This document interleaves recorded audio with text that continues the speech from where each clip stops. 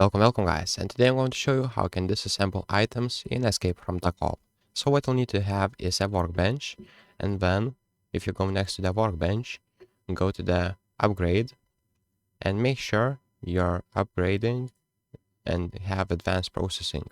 After that you'll need to upgrade to a disassemble station, and you'll need to have one wrench and scissors. Click on research. It will take some time to research, and after that click on activate it.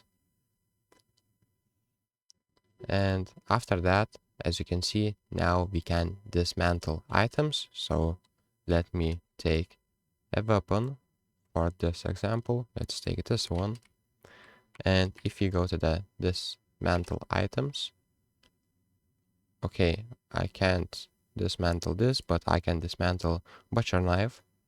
And as you can see, you can just dismantle it and you'll get a metal plate.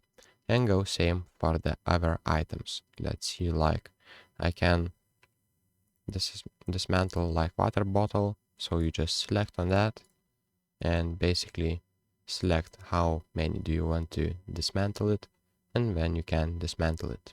So if this video was helpful, please make sure to subscribe to Guide to Everything, comment down below for the algorithm, and see you in the next one.